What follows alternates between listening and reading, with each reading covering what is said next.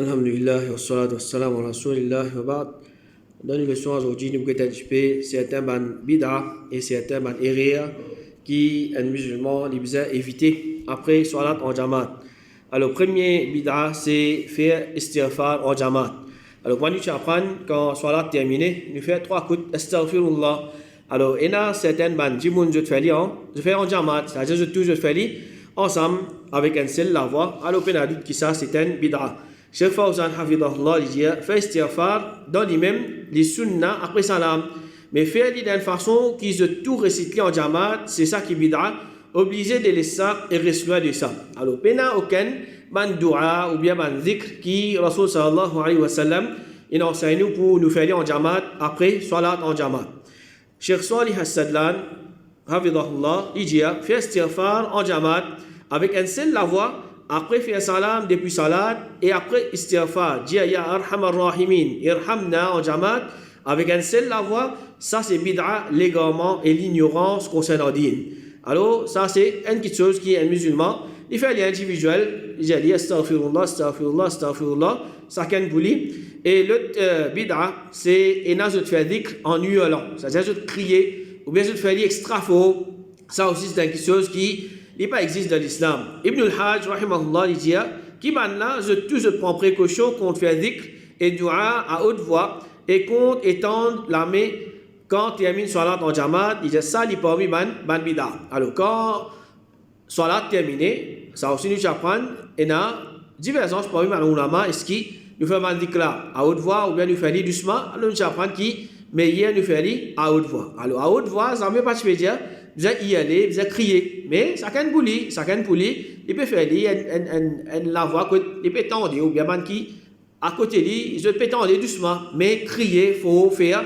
Alors ça c'est normalement un soufi qui va ou un soufi, je dis c'est chanter, danser, crier, faut dans masjid, comment qu'ils se pratique din, comme ça, qu'ils se pratique din.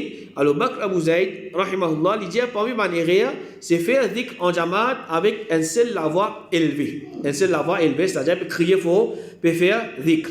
Et ça aussi, faire dhikr en jamaat, ça aussi c'est un bid'a. Cheikh Fawzan, hafidahullah, il dit, quand tu as dhikr après salat, les sunnah fait lire à haute voix, il dit faire lire à haute voix, mais individuellement, pas en jamaat. Alors quand nous dit pena non qui Rasul sallallahu alayhi wa sallam il enseigne nous faisons faire en jamaat après salat en jamaat qu'il y soit dhikr, qu'il y soit dua, qu'il y soit n'importe qui va quelque chose. Et Cheikh Bakr Abu Zayd rahimahullah il dit encore parmi les erreurs c'est man musalli je élève je la voix ensemble pour dire Allahumma anta salam wa minka salam tabarakta ya dhal jalali wal ikram. Alors chacun lui fait ce dhikr individuellement. Parmi les bid'a encore c'est je lire suratul Fatiha, après salat en jamaat. Cheikh Fawzan Hafidahullah il dit quant à al-Fatiha, bon pas qu'on qui prête la légitimité liée après salat. Alors il y a d'autres qui suratul Fatiha c'est plus grand surah qui est dans le Coran, il y a beaucoup même de vertus, il y a beaucoup même de récompenses quand Jimoun peut lire cette surah là. Mais Rasul sallallahu alayhi wa sallam il enseigne nous après salat il y a tel dhikr, après salat il y a tel dhikr, tel dua. Pendant ce temps, il y a suratul Fatiha. Alors, c'est lui qui lit, il commence la suratul Fatiha. Après, salat en jamaat, il peut inventer dans din. Les temps, on va dire d'une façon, nous payons pour mettre en pratique tout ce que Rasul sallallahu alayhi wa sallam il enseigne nous.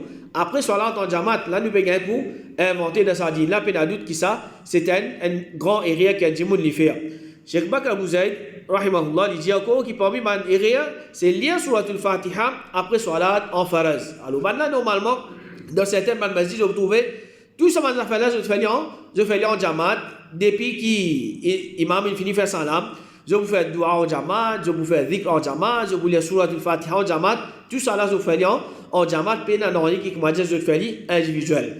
Alors, faire dua en jamaat, ça aussi c'est un bid'a après salat en jamaat, comme un comité fait en Arabie Saoudite dire, c'est qui certains djimoun faire en ce qui concerne lecture de Surah al-Fatiha et faire dua en jamaat après salat, ça c'est parmi man bid'a. Alors, si nous faisons salat il y a un imam et après salat, imam là il commence à faire dua en jamaat. Alors, et dans certains djimoun il a honte, tout djimoun peut lever la main peut faire dua en jamaat. Alors, comment il va vous lever la main? Ici, il commence à lever la main. Ici, il commence à lever la main, on va dire il peut gagner il peut gagner sympathie avec eux, ici il commence à lever la main, il coopère avec man là dans sa bid'a là. Alors, vous connaissez ça, c'est une bid'a. Man là peut faire eux doua en jamaat, puis là pour lever la main, puis là pour faire doua ensemble avec eux, ou faire ou doua, ou faire ou dhikr individuel. Même si vous m'avez dit, pour que tout gros religieux, c'est pas qui, alors connaît qui, ou pas peut faire, ou pas peut pratiquer pour faire du monde plaisir, ou bien quand on pas pour faire ça, du monde pas en colère avec ou non. Mais un musulman, il connaît, ça c'est sunna, le tlala bid'a, il besoin quitter. Alors, s'il y en a certaines bandes, imam qui peut faire ça, alors il reçoit de ça qui chose. Alors là, ça, si nous montrons l'importance, redonne masjid qui est sunna pour nous faire salat. Parce que quand nous parlons d'un masjid qui remplit avec bid'a, ben, Nadimoun peut-être avec les temps, il commence à trouver, mais qui est mauvais là-dedans, qui maintenant se peut lire soit Fatiha après namaz en jamaat, qui est mauvais là-dedans, qui je peux faire dhikr en jamaat, je peux faire dua en jamaat. Alors quand il commence trouve ça va quelque chose bon, alors il commence à mettre en pratique, soit la cause il peut garantir, ou bien tigit il commence à accepter ça quelque chose. Alors parmi les bid'a il y a ajoute une phrase dans le dhikr qui le prophète sallallahu alayhi wa sallam il enseigne. Alors n'importe qui dhikr qui le prophète sallallahu alayhi wa sallam il enseigne nous d'une façon en harakat, en fathan kasra, en zabal zen nous pas le droit changer là-dedans. Nous obligés de dire exact comment il était et nous pas le droit ajouter ni un alphabet là-dedans. Nous obligés de dire exact. Par exemple, le prophète sallallahu alayhi wa sallam il enseigne nous avant de manger nous dit bismillah. Alors il a dit bismillah wa ala barakatillah. Ça le prophète pas enseigné. Malgré cette signification bon, nous pouvons inventer dans din ou bien il dit Bismillahirrahmanirrahim. Ça c'est pena. Le prophète sallallahu alayhi wa sallam pas enseigné. Malgré que sa phrase elle existe.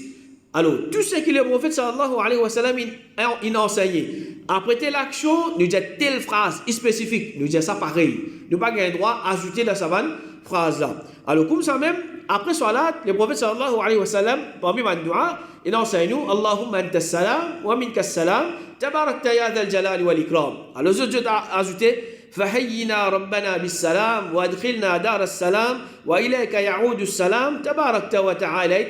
Et ben les autres doigts qui maintenant je vais ajouter après salat en jamaat. Alors tout ça qui chose c'est ban invention. C'est ban invention qui est nadimoun quand il mais tout ça qui chose après namaz en jamaat finalement il pas lire non. Alors din à l'islam c'est un din qui est facile lisan. C'est que Rasul sallallahu alayhi wa sallam il enseigne nous.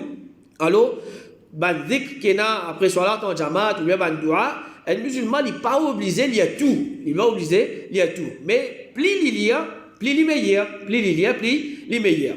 Et parmi ban dua, ban bid'a c'est je souffler les doigts et je passe le léger. C'est-à-dire pose la main droite, le front, pose le front, ensuite la main gauche, il pose sur la jambe gauche. Et là on soit je dis ya hayyu ya qayyum Ya Qayyum, on soit, et là, je dis, Ya Nourou.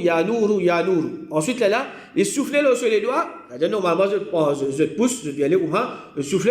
Après, là, je passe le léger. Alors, ça, c'est depuis ban tabli. Maintenant, je te mets ça, qui se fait en pratique, comment, un parmi je ban alim, Ashraf Ali Thanwi, il dit, weakness of mind. C'est-à-dire, si on a une faiblesse ou bien une déficience dans mémorisation, dans la tête, etc. Il dit, after each first prayer, recite Ya Qayyum 11 times, keeping your hand over the head. Continue à ça, pas connaît. Et il dit, for weak eyesight, lisez pas trop bon, pas trop bien. Il dit, after each first prayer, recite Ya Nourou 11 times and blowing on the tips of fingers of both hands, pass them over the eyes. Alors ça c'est quelque chose qui je tire pas la tête ou bien peut-être man hadith fabriqué ou bien man hadith qui fait. Et parfois quand on regarde quelque chose, quand je tire ça, finalement rodé dans tout ban livre hadith c'est qu'on on va trouver. Quand on va trouver ça dans livre Shia, là-bas qui va trouver ça. Alors combien de monde il pas compte authenticité, est-ce qu'il est authentique ou bien non? Comment il trouve une affaire? Ouais, bon, la tête fait mal intimement. Il commence à mettre ça en pratique. Il pas trop bien. Il commence à mettre ça en pratique. Sans il prend en compte est-ce qu'il c'est quelque chose qui est authentique ou bien non. Alors Bakr Abu Zayd rahimahullah il dit souffler l'eau des pouces et pas ça l'eau des ça c'est l'ignorance qui paie à aucune source. Paie à aucune preuve depuis le Coran et depuis sunna authentique Rasul sallallahu alayhi wa sallam. Et parmi les actions encore que je fais, c'est je souffler dans l'ouverture de vêtements que je te lis. C'est-à-dire, je souffler en dehors. Alors, ça aussi, c'est un bid'a. Cheikh Bakr Abou Zayd, rahimahullah, il dit après salam, ou bien après adkar, après salam, souffler dans l'ouverture vêtements que te lis, ça c'est bid'a et l'ignorance qui peut dans aucune source. C'est-à-dire, maintenant, je peux faire ça avec, comment dire, un ibadat, ça. Vous souffler dans l'aise, côté likou là, c'est un ibadat. Il y a des gens, par exemple, pardonnez-moi, c'est pas un bébé qui ne rentre, il peut souffler, il peut frais, il peut chaud, il peut souffler, il n'y a pas de problème. Mais, il y a des gens, ça coûte comment soit là terminé, il prend ça comme un ibadat, il souffle dans ce linge, pas de doute que ça c'est un bid'a. Et parmi les bid'a encore, il y a des gens, après salat, il y a des routes dans le prophète. Alors, pareil, comme on nous dit concernant Suratul Fatiha, Daroud, le prophète sallallahu alayhi wa sallam, c'est un meilleur dhikr qui a beaucoup même récompense. Un musulman, il a beaucoup de daroud le prophète sallallahu alayhi wa sallam. Mais quand nous bougettez, est-ce que le prophète sallallahu alayhi wa sallam, il enseigne nous, après salat en jamaat, avoir daroud au moins? Pas d'enseigner. Est-ce qu'il va sahaba fait pratiquer? Pas d'enseigner. Pas de pratique comme ça. Alors, malgré qu'il a avoir daroud le prophète, et dans l'islam, c'est pas ce moment. C'est pas ce moment. Comme il était fait dans l'Arabie Saoudite, Dieu nous pas connaît qu'il est mashrour pour envoyer salat le prophète après salam depuis salat. C'est-à-dire, quand il finit de faire salat, et dans le dua, où il y a sa mandik là, où il y a sa dua là. Avant salat le prophète, c'est pas ce moment. Il y a un masjid, il y a un peu pas tant de salat. Il y a envoyé le prophète, il a envoyé. Mais de suite après salat, ça coûte salat terminé. Il y a envoyé le prophète. Il peut inventer dans l'île, c'est ça même qui appelle ban bid'a. Et parmi ban bid'a encore, il y a un ciel armé avec d'autres camarades. C'est-à-dire, il vient d'en droite, assalamu alaikum. Il vient d'en gauche, assalamu alaikum. Quand salat est terminé, et parfois, je dis, taqabbal Allah, qui Allah a accepté. Il a accepté, par exemple, je salat. Alors, ça, c'est un bid'a. Ibn Taymiyyah, rahimahullah, il dit, faire musafaha, donne la main, après salat, ça n'est pas sunna, mais il y a un bid'a. Alors, normalement, quand man qui a l'umrah, je me trouvais, man indonésien, man malaisien, souvent je fais ça. Soit là terminé, je tournais, je donne la main dans la droite, je tournais, je donne la main dans la gauche. Alors ça c'est un ibadat pour ça. Tout le temps après salat, comment salat terminé, faire salam. Et Al-Izz ibn Abdis Salam, il dit c'est l'armée. Après salat fajr et salat asr, c'est parmi ban bid'a. Alors il y en a qui se fait après 5 les salat, et il y en a qui se fait après 10 salat fajr et 10 salat asr. Alors ça c'est bid'a. Et comme il était fait dans l'Arabie Saoudite, il dit régulièrement, fait imam salam, et fait musafaha avec lui, et qu'il est musalli continuellement, il fait salam à celui qui est de ce côté droit, et de ce côté gauche, après les 5 salats, ça il y a le bid'a. Alors parmi les bid'a encore, un dimoun, chaque 5 les salats est fini, il vient faire imam salam, après y aller. Il fait imam salam, après y aller. Alors si il y a une goukoum, ça, l'imam, il peut faire salam, il n'y a pas de problème. Mais pour lui, après salat, bizarre, il fait imam salam, alors ça c'est un bid'a. Et comme on dit, il fait salam de côté droit, il fait salam de côté gauche, alors ça c'est un bid'a. Mais un coup comme ça, par exemple, un étranger, il ne pas connaît, un coup il fait salam, il n'y a pas de problème. Mais il prend comme l'habitude régulièrement, il fait man qui dans droite, man qui dans gauche, salam, ça il vient bid'a. Et comme Cheikh Uthaymin rahimahullah disait, pénan qui rapportait là, ni depuis les prophètes, ni depuis les sahaba. Alors, ça c'est une chose qui dit moun il a inventé après. Et un bid'a encore qui beaucoup d'imams je fais c'est il finit faire salat en jamaat, qui je fais dua en jamaat. Je fais dhikr en jamaat. Quand il finit, ça qu'il a fait ce salat sunna, salat nafil, imam pourtant la même. Quand bandimoun il finit faire, il refait dua en jamaat encore. Il refait dua en jamaat après man sunnat ban nafil et là ça qu'il je sais l'armée comme dire après là je te sépare. Ça si c'est quelque chose qui dit moun fin inventé. Alors ça c'est la liste de man bid'a qui ban dit moun je te faire. Ensuite certains man erreur qui certains man dit moun je tombe là-dedans, c'est tout de suite après salat faraz, comment finir faire salam, je t'al dans sajda pour faire dua. Alors comment nous connaît un parmi man moment qu'il est recommandé faire dua, c'est dans sajda. Le prophète sallallahu alayhi wa sallam il dit moment qu'il est serviteur les plus proches avec son Rabb, c'est quand il est dans sajda, alors faire dua en quantité, c'est-à-dire dans sajda. Alors quand Rasul sallallahu alayhi wa sallam peut dire faire dua en quantité dans sajda, c'est ban sajda qui nous fait dans ban salat qu'il soit nafil ou bien faraz ou bien ban salat sunna ou bien ban salat c'est pas soit tarawih ou bien n'importe qui ban salat qui et dans l'islam. Ou bien, certaines sajda qui nous fait en dehors de salat. Par exemple, sajda tilawa, du monde qui peut lire le Coran, il arrive sajda tilawa, il fait sajda tilawa, il a droit de demander dua dans sajda tilawa. Ou bien sajda tu shukr, c'est-à-dire sajda qu'il fait pour remercier Allah subhanahu wa ta'ala pour une faveur qui lui peut jouer. Alors, mais un djimoun, il fait un sajda spécial, juste pour lui demander dua, sans la lame, je dis c'est un bid'a, parmi nous gagne, Cheikh Ibn Baz, rahimahullah. Alors, qu'il y soit, tout de suite après salat, un djimoun, il fait un sajda pour demander dua, ou bien un autre moment. C'est-à-dire, un djimoun, il peut envie de demander dua, il est sur la cage, ou bien il fait quand dans le masjid, il n'a pas fait salat, non, il a fait un sajda spécial, juste pour lui demander dua avec Allah subhanahu wa ta'ala. Alors ça c'est un bid'a parce que Rasul sallallahu alayhi wa sallam jamais il pas fait faire un action pareil et en vérité ça sajda là c'est l'origine c'est l'enseignement de ban soufi. Abu Sa'd al-Mutawalli qui fait une l'année 478 Hijri l'Égypte certains jimoun et dans l'habitude al de sajda après qu'ils ont fini termine cette soirée pour faire dua il n'est pas connu qui ça sajda là et n'a qu'une source et il n'est pas rapporté ni depuis les messagers d'Allah et ni depuis ce compagnon.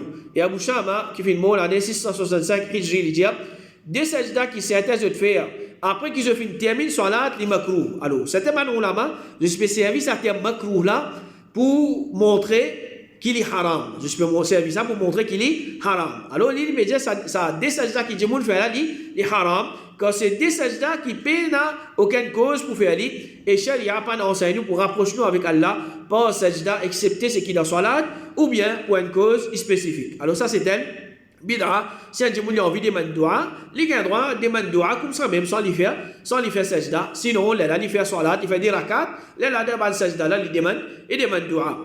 Parmi les rires, c'est un musalli, il lever y aller avant qu'imam tourne vers man musalli. C'est-à-dire, Rasul sallallahu alayhi wa sallam, lui-même quand il finit faire salat, il finit faire salam, il y a un demande dhikr, ensuite là, il tourne vers man musalli. Yazid ibn al-Aswad, il dit, moi je fais salat, pendant il y a le messager d'Allah, quand il se termine ce salat, il se tourne vers man musalli. Alors, ça c'est une petite chose, c'est-à-dire, Rasul sallallahu alayhi wa sallam, il peut montrer là, quand il tourne vers man musalli, comment dire, d'une façon, il peut donner permission, vous êtes capable d'aller à ce. Alors, Ibn Taymiyyah, rahimahullah, il dit, un ma'moum, bizarre pas début, jusqu'à qu'il soit imam terminé, c'est-à-dire jusqu'à qu'il tourne de qibla. Imam de direction qibla, il tourne de direction musalli. Il dit, imam aussi, bizarre pas reste assis après salam en face de qibla, excepté pendant un intervalle qu'il fait istighfar 3 fois, et il dit, Allahumma anta salam wa minka salam, tabarakta ya dhal jalali wal ikram. Il dit ça des dhikra. Ensuite, là, il tourne vers Man Musalli et il dit quand l'imam finit tourner depuis Qibla, c'est lui qui voulait lever pour aller les lever et c'est lui qui voulait rester assis pour faire dhikrullah, il fait. Alors, ça c'est un erreur. Un djimoun n'est pas atteint qui imam tourne vers Man Musalli. Comment imam finit faire salam, il lever, y aller. Alors, nous aurait dit si, comment un djimoun lui paye une urgence, c'est pas. L'in bloque, une machine, mal peut tromper, etc.